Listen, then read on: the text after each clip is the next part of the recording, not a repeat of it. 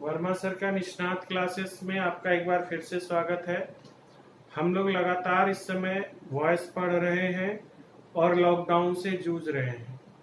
Lockdown जल्द खत्म होने वाला है, लेकिन इस पर भी कुछ बादल छाए हुए हैं। पता नहीं कब खत्म हो नहीं हो, लेकिन अपना काम करते जाना है। हम लोग वॉइस में प्रेजेंट टेंस और पास्ट टेंस पढ़ चुके हैं। आज हम लोग पढ़ेंगे कि future indefinite, future imperfect, future perfect, future perfect continuous, इन सब में से क्या चेंज आते हैं, क्यों चेंज करते हैं, क्यों नहीं चेंज करते हैं। आज इन सब क्वेश्चंस का जवाब हम लोग लेकर चलेंगे। एज पर रूल हम लोग जानते हैं कि वॉइस चेंज करने में सब्जेक्ट को ऑब्जेक्ट की जगह पर लेकर जाइए, ऑब्जेक्ट को सब्जेक्ट की जगह पर लाइए, वर्ब को भीतरी में बदलिए, लेकिन उससे पहले बी का रूप लगाइए, भीतरी के बाद बाय लिखिए, और सब्जेक्ट तो आप ले ही जा चुके हैं, सो आपका वॉइस चेंज हो गया। तो ठीक उसी तरह से हम लोग अपने फ्यूचर इन डेफिनिट का वॉइस चेंज देखते हैं।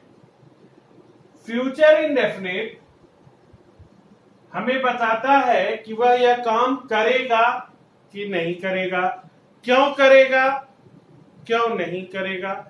इन सब चीजों को भविष्य काल में कुछ होगा कि नहीं होगा, लॉकडाउन खुलेगा कि नहीं खुलेगा, परीक्षाएं समय पर होंगी कि नहीं होंगी, ये सारे क्वेश्चंस का टेंस हमारा फ्यूचर इंडेफिनिट है।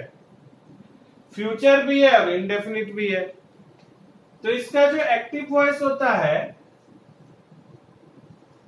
मुझे आशा है कि पिछले 2 वीडियो से कुछ बड़ा बड़ा लिखने पर आप लोगों को देखने में सुविधा होती होगी।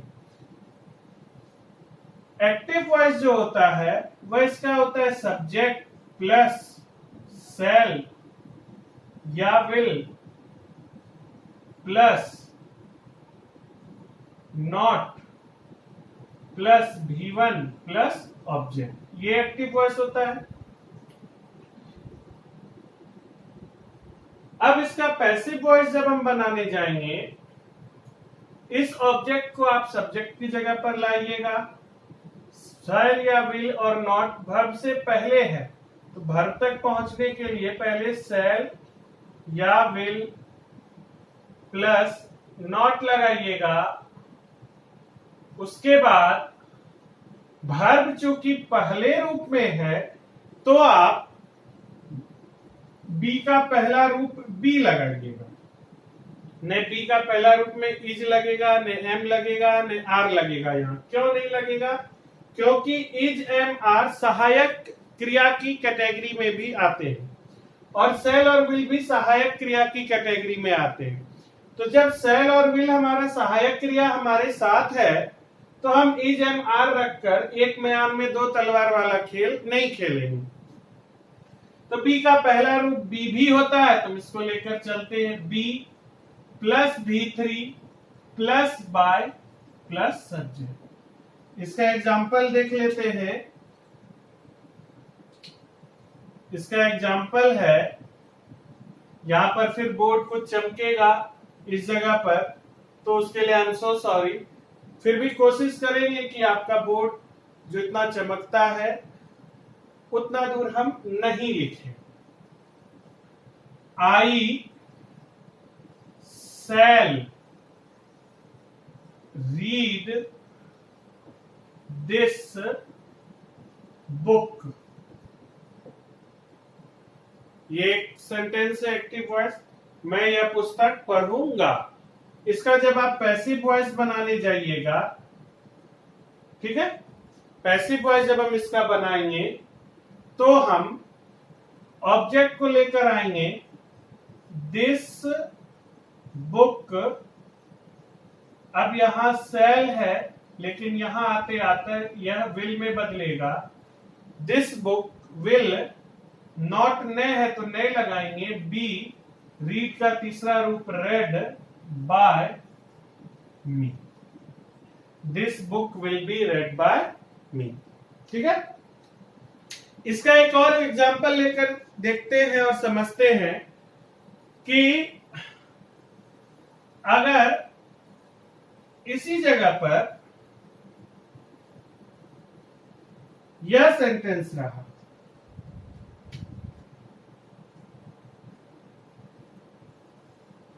You will not write a letter, you will not write a letter, तुम एक पत्र नहीं लिखोगे, तो इसका पैसिव वॉइस चेंज करेंगे, अ लेटर को पहले लेकर आएंगे, a letter will not be written by you, a letter will not be written by you. ठीक है, सिंपल। इतना दिन से समझाते समझाते समझाते समझाते ये बात तो आप तक पहुंच रही होगी कि सब्जेक्ट को ऑब्जेक्ट बनाना है, ऑब्जेक्ट को सब्जेक्ट बनाना है। वर्ब तक अगर हम तुरंत नहीं पहुंचे तो जो भी चीजें बीच में हैं, जो वर्ब तक हमें पहुंचने से पहले रोकती हैं, तो पहले इनको मनाना है, पटाना है और इनको अपना बदल लेना है। विल को विल रखना है, कुछ आसानी से पट जाएंगे। इससे पहले वाले एग्जांपल में सेल बहुत बहुत मिन्नतों के बाद विल में बदला, तो जो सेल विल नॉट है इसको अपनी जगह रखने दिए। उसके बाद वर्ब का पहला रूप था तो बी का पहला रूप लगाए, वर्ब का जिस भी रूप में रहेगा बी उस रूप में रहेगा, फिर वर्ब को तीसरे रूप में बदलेंगे, बाय रहेगा और सब्जेक्ट रहेगा। कोई दिक्कत? अब हम लोग अपने इसी फ्यूचर इंडेफिनिट का एक फिर लेकर चलते हैं इंट्रोगेटिव सेंटेंस। तो जब हम इंट्रोगेटिव यानी प्रश्नवाचक वाक्य पर चलेंगे,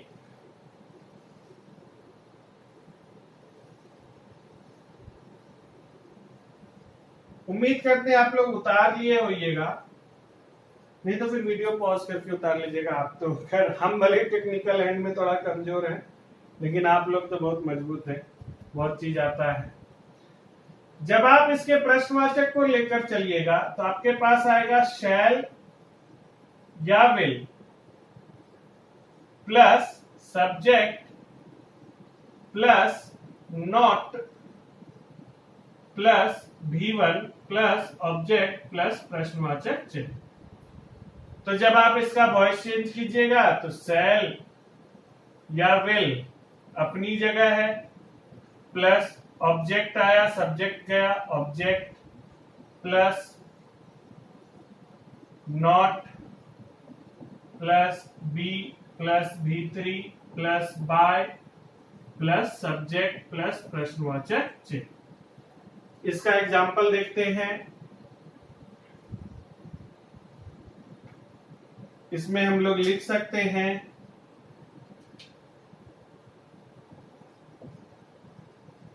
Shall I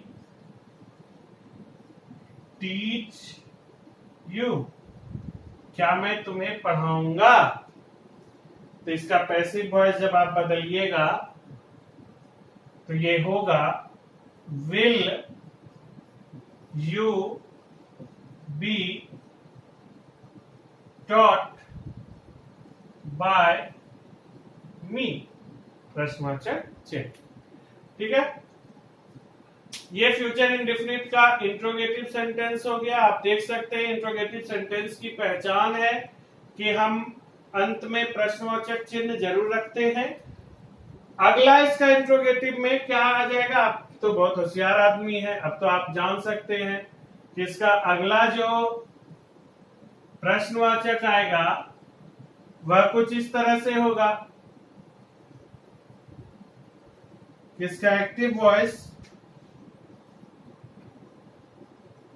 cap plus shall या will plus subject plus not plus B1 plus object plus प्रश्नवाचक चिन्ह, और इसका पैसिव वॉइस भी बनेगा कैप प्लस सेल या विल। देख रहे हैं, कोई चेंज नहीं होता स्ट्रक्चर में, जो जहां है वहीं रहता है। इसका उदाहरण देख लेते हैं।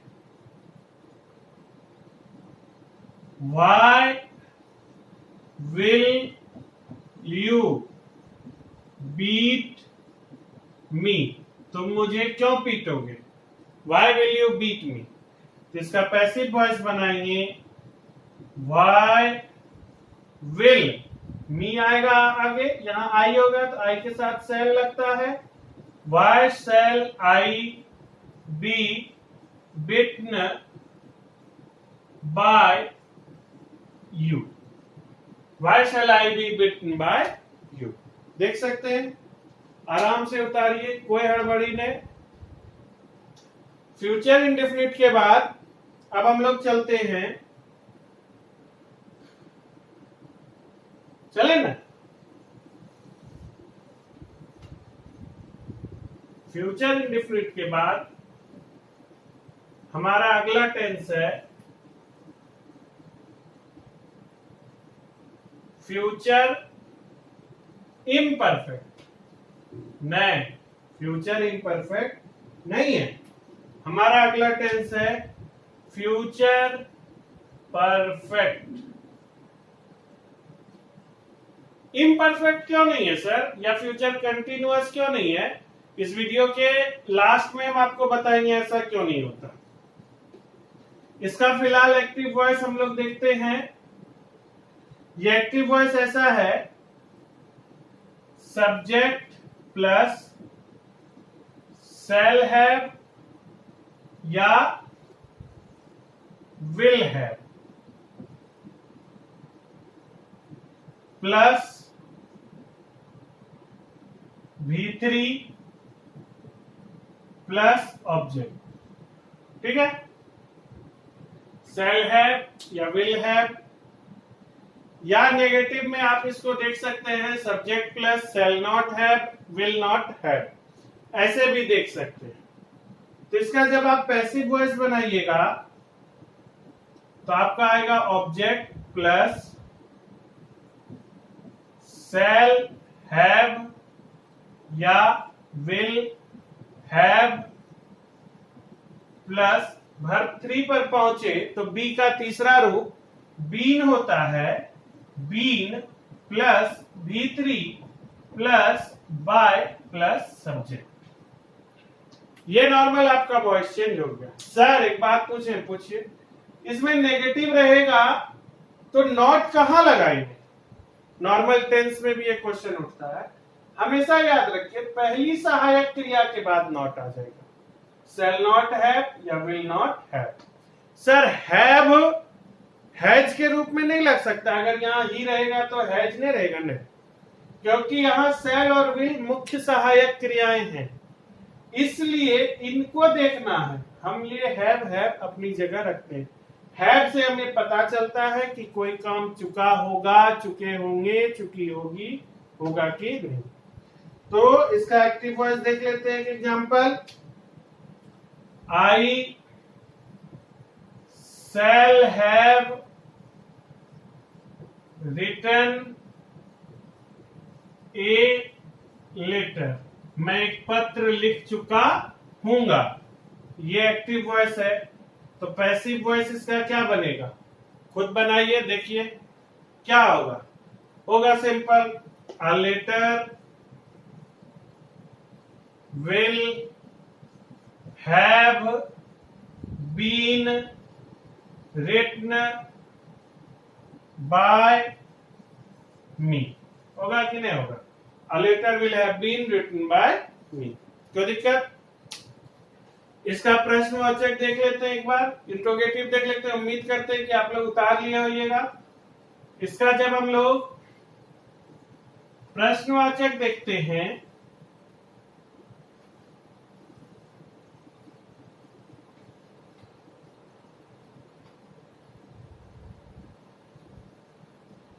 तो हमको देखने मिलता है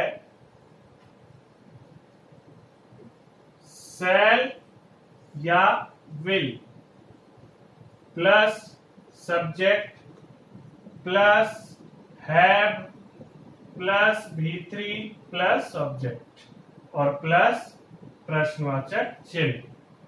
ठीक है, शैल या will plus subject plus have plus V3 plus object. Negative रहेगा तो आप जान रहे हैं नोट कहां लगाना है, टेंस पढ़ चुके हैं। पैसिव वॉइस जब इसका बनेगा तो शैल या विल अपनी जगह plus object plus have plus been plus V3 plus by plus subject plus प्रश्नवाचक चिन्ह। एक्टिव वॉइस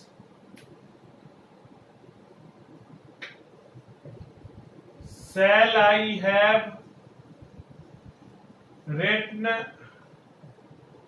a letter, इसका पैसिव वॉइस बनेगा will a letter have been written by me, प्रश्नवाचक चिन्ह। कोई दिक्कत? आपके मन से निकलना चाहिए नहीं सर कोई दिक्कत नहीं है, ठीक है। अगला चलते हैं हम लोग। अगला इंट्रोगेटिव क्या होता है? अगला इंट्रोगेटिव होता है active voice cap plus shall या विल प्लस सब्जेक्ट प्लस है। तो पैसिव वॉइस क्या होगा? Cap plus. कोई दिक्कत? एग्जाम्पल में भी देख लीजिए। Why shall I have written a letter? Passive voice क्या होगा? Why will a letter have been written by me? कितना आसान है कैप वाला। प्रश्नवाचक से डरना नहीं है, ठीक है। वॉइस चेंज हो गया आपका। सारे टेंसेस का मैंने वॉइस बता दिया, सभी प्रकार से बता दिया। जैसा कि पिछले वीडियो में हम आपको वादा कर चुके थे कि इस वीडियो में आपको एक अच्छे हीरो से मिलवाएंगे। उस हीरो का नाम हु है। Who who who who who who who जैसा ठंडा में लगता है ना, हु करते हुए आते हैं दूर दूर से, बरियारपुर से, पोखरी से, ममई से, खरिया से, अपना शाहाबाद से, सब लोग को याद करते हैं हम। ऐसा नहीं है, आप लोग हमसे दूर जरूर हैं। अफवाहें उड़ रही हैं कि गौरव सर पढ़ा रहे हैं, अफवाहों पर ध्यान नहीं दें। हम सरकार के साथ हैं। सरकार जिस दिन बोलेगी उस दिन खोलेंगे अपना ट्यूशन सेंटर। अभी हम कुछ नहीं कर रहे हैं आपके मामले में, हम शांत हैं। हम इंतजार कर रहे हैं कि सरकार आपके बारे में सोच ही रही है। हमारे जैसे छोटे मोटे आदमी के बारे में सोचने के लिए भी सरकार है, हालांकि थोड़ा देर से सोचती है, कोई बात नहीं। शिक्षा है। 8वां तक खिचड़ी खेबेन किए हैं, आज घर में बैठ के खिचड़ी खाइए, मजदूर बनिए। पढ़ाई लिखाई तो क्या है, नहीं पढ़ लिख सके तो सांसद या विधायक बन जाएंगे। क्या लगता है उसमें कोई क्वालिफिकेशन थोड़े मांगता है। किसान तो हम हैं ही। दुख होता है कि शिक्षा के बारे में सबसे लास्ट में सोचा जा रहा है। अभी मंत्रणा चल रही है। बाजार में बढ़ती भीड़ को देखकर लगता है कि कुछ उनसे सभ्य जरूर हमारे क्लासेस रहते हैं। बाजार में जिस प्रकार भीड़ बढ़ती है और आप बाजार जाते हैं तो एक क्लासरूम से ज्यादा जितने लोग एक क्लासरूम में आते हैं एक नॉर्मल टीचर के पास, उससे ज्यादा लोग बाजार में घूमते हैं। लेकिन फिर भी बाजार खुलना चाहिए। क्या है ना कि बाजार के बिना जो है आप खा नहीं सकिएगा। बाजार के बिना आप खा नहीं सकिएगा, भूखे रह जाइएगा, कोई दिक्कत नहीं। शिक्षा के बिना क्या है ना कि शिक्षा है, पढ़ लेवे किए हैं, अंगूठा छाप नहीं है, कहीं ना कहीं अपना रोजगार हम लोग चला ही लेंगे, उस हिसाब से चलते हैं। खैर ये सब पॉलिटिकल है, पॉलिटिकल बातों से हम लोग को दूर रहना चाहिए। हम लोग चलते हैं अपने हु की तरफ, जो बहुत बड़ा हीरो है।